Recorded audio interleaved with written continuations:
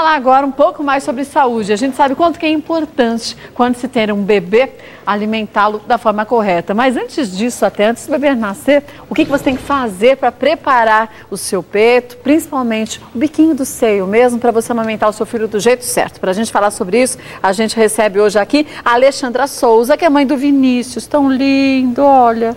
Tem um mês ele? Um mês. Oh, que coisa mais linda. E também a Priscila Cavalcante, que é orientadora perinatal. Bem-vinda, viu? A gente sabe o quanto que é importante o preparo, antes até do nascimento do bebê, da mãe do seio, para a gente não ter rachaduras e para treinar mesmo já o amamentar, que é um ato de amor acima de tudo. Eu acho que toda mulher devia aproveitar cada segundo, porque é uma troca de carinho tão boa, né? Com certeza.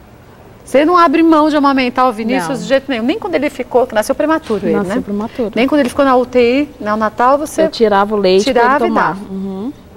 E esse é um momento importante da mulher também pensar nisso. Quer dizer, como preparar o seu corpo, a gente nunca espera ter um bebê prematuro, mas isso pode acontecer com qualquer mulher, claro, né? Como preparar o corpo para a chegada de um bebê? O que a gente tem que fazer primeiro, Priscila? Em termos de amamentação, hoje em dia o que se recomenda para a preparação dos mamilos é o sol. É tomar aquele sol antes das 10 da manhã e após 16h30, que é o sol recomendado. Fora isso, você pode se informar muito, porque a vontade de amamentar é o principal ingrediente do sucesso da amamentação. É o querer mesmo, é o querer, não abrir mão de amamentar, como você falou. Quando a gente fala no sol, só para as mulheres em casa entenderem o porquê, a pele do seio não tem contato com o sol, com o ar, então é uma pele muito delicada. Isso. A gente tomando o sol, essa pele vai ficando um pouquinho mais grossa, o suficiente para não machucar a ideia. Com o mamar do bebê, né? Isso.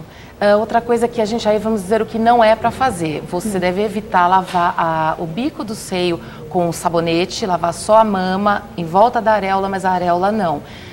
Não passar cremes hidratantes na areola, que é para não deixar o mamilo macio demais. Também é uma coisa que a gente deve evitar fazer.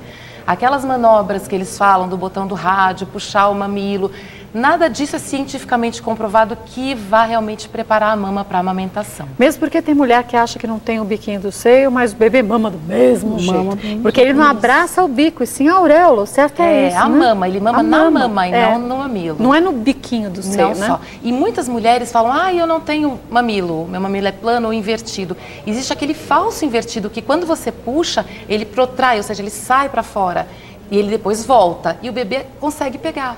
Na hora que você puxa, ele sai. E a massagem é importante também? Principalmente... A massagem na amamentação já. E com o bebê nascido, você pode realizar a massagem. Não é interessante realizar essa massagem na gestação, até porque você não quer expressar o colostro nessa fase ainda. E porque se você manipular depois de uma certa fase de gestação, a manipulação excessiva no mamilo pode provocar contrações. Então, é mesmo? Não é interessante. Mesmo aquela coisa da buchinha que se usava... Não é cientificamente comprovado e, em alguns casos, provoca contrações. Então, é melhor, para evitar alguns problemas, não fazer. É o sol mesmo. Durante a amamentação, e principalmente nas primeiras horas de nascidos do bebê, ou quando você tem gêmeos, que aí o cuidado tem que ser redobrado, né? O que você deve fazer? Deve amamentá-lo logo, do seu ponto de vista, logo depois do nascimento? Sim, a Organização Mundial de Saúde recomenda dentro da primeira meia hora após o parto. Por estudos que eu já acompanhei, falam na primeira meia hora. Por quê? Porque o reflexo de sucção com o qual o bebê nasce, ele é melhor estimulado se é acessado nessa primeira meia hora. Logo de início, então, você faz o bebê ser um bom sugador se você o colocar no peito logo após o parto. Dando o bebê bem e a mãe bem, pode não há por que não colocar para mamar na sala de parto. É o mais interessante.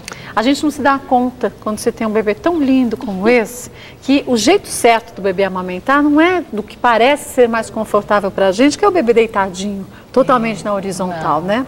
Isso dificulta até para ele, né? Na verdade, você estava conversando comigo até sobre engasgos, você com o bebê mais na posição verticalizada, parecido com o que ela está. Você não permite que ele engasgue tanto. A questão dos gases, ele deitado, ele engole mais ar, o ar fica retido, ele acaba regurgitando mais. Assim, ele já mama e o gás já sobe, ele regurgita menos. É mais interessante a verticalizada. E não se corre o risco do leite entrar no duto auditivo, que pode dar otite média, aguda, isso. Você sentiu algum... É o seu primeiro filho ou não, Vinícius? É o segundo. É o segundo. Ah, então você já está na prática nisso. Mas no primeiro filho você sentia dificuldade justamente nesse momento inicial, quando você leva a criança para casa, para amamentar, para fazer arrotar direitinho? Não senti dificuldade não. Não sentiu dificuldade? No hospital sim, né? Meu primeiro filho, tanto quanto esse, como o primeiro, ele teve dificuldade de pegar no peito. Mas em casa, já toda hora. E você gosta de amamentar? Gosto. Meu primeiro eu amamentei até 2 anos. Até 2 anos? Até 2 anos. Eu amamentei o meu até 1 ano e 3 meses também. Ai, que bacana. E é gostoso. A gente para porque fala, puxa, o pediatra fala, tem que parar. Você fala, tem que parar, tá bom, vai. Mas é muito precioso, porque a gente sabe que o leite materno, ele é equilibradíssimo. Tem mulher que fala, mas meu leite é fraco. Não existe leite fraco, né? Não existe. O melhor alimento para o bebê é o leite da mãe. Fala-se em leite fraco porque com o leite materno, o bebê amamentado só o leite materno, ele acorda mais vezes. Mas é porque o nosso leite é o adequado para ele. O leite de vaca é pesado demais para o bebê, por isso que ele desmaia, dorme mais tempo. Ele fica empanturrado, né? E assim, ele tem proteína em excesso, o leite de vaca. Porque o bezerrinho, quando nasce, sai, ele precisa dos músculos, então ele precisa de mais proteína. Ele já sai andando. O nosso bebê não, a gente não precisa, e não é para dar um leite tão rico em proteína para o bebezinho recém-nascido. Algumas mulheres têm um excesso de leite tão grande que, por mais guloso que o bebê seja, não consegue acabar com o leite. E o certo seria dar de mamar 15 minutos num seio e passar 15 para o outro ou não? Não. Hoje em dia a orientação moderna é você esgotar uma mama, você só dá naquele peito, só naquela amamentação. Por quê? Porque existem 2 tipos de leite na mesma mamada. O leite anterior, que é o leite que tem água, açúcar e algumas vitaminas. E o leite posterior, que é o rico em gordura e proteínas e componentes de imunidade. Se você der só 15 e 15, você está dando o leite anterior para o bebê só. O que acontece? Ele até se hidrata, tem açúcar, energia, mas não ganha peso. Então, muita mulher acaba reclamando, meu bebê não ganha peso. Mas você põe 15 e 15. E não, você esgota uma 15 e 15. Tudo bem, faz tempo, né? 17 anos. Sim, já mudou tanta coisa. Tá quase na idade da pedra. Orientam assim, tá? Mas modernamente já sabe que não. Mas quando a gente dá de mamar pro bebê, você tá dando o peito direito. O peito esquerdo já vai formando, pelo menos eu tinha tanto leite, tinha que segurar o bico, porque senão pingava sem parar.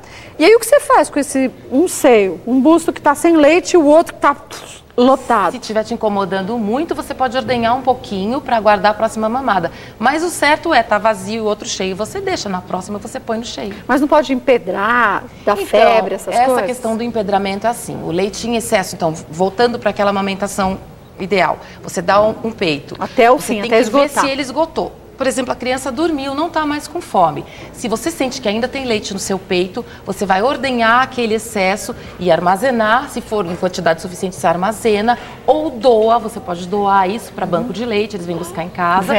Ou você pode, se for pouquinho, você joga fora, você despreza. O que acontece com esse empedramento? O empedramento mais a fissura de mamilo é que podem levar a uma mastite, é a febre que você está falando, tá? Então, por isso que é importante a posição correta, a pega correta para evitar a fissura de mamilo. Que é a rachadura no bico do seio. Porque o empedramento você resolve só massageando a mama. Mas há necessidade de extrair ou não? Quer dizer, se eu se sobrar no peito que você deu, é interessante extrair. No outro peito eu não preciso extrair, não posso deixar. Se estiver empedrado na hora que você for dar, você antes de dar, você massageia com movimentos circulares. Põe água quente, essas coisas? Não coloca água quente, porque se o seu peito tem muito leite, ele vai ficar mais ainda. Entendeu? Então a água quente não é interessante. Você tem bastante leite? Tenho bastante. Olha, os meus filhos quase se afogavam. Tanto esse leite aqui engasga direto. Porque faz um jato, né? Aquela história de comer canjica, cerveja preta, que isso tudo ajuda a mulher a fabricar leite, isso é uma verdade ou é Na verdade, o que a mulher deve fazer é consumir líquido. A cerveja preta não é recomendada pelo álcool, né? E passa pela amamentação. A canjica você pode, se não tiver acima do peso, porque engorda, né? Então... mas não que vai fabricar mais leite por isso. Suco, água de coco, tudo que hidrate o organismo é bom para amamentação.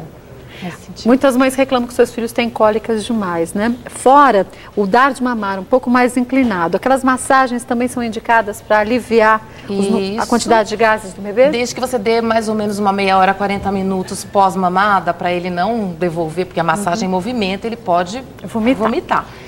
Você pode fazer a massagem, inclusive a Chantala é um excelente mecanismo para combater aí a cólica. Ou então só aquela massagenzinha, como se fosse uma bicicletinha assim no bebê, né? Esse bebezinho tá meio durinho, não dá, mas como se fosse... Ele não está ajudando o bebê, mas como se fosse uma bicicletinha mesmo. Isso, a massagenzinha no sentido oral.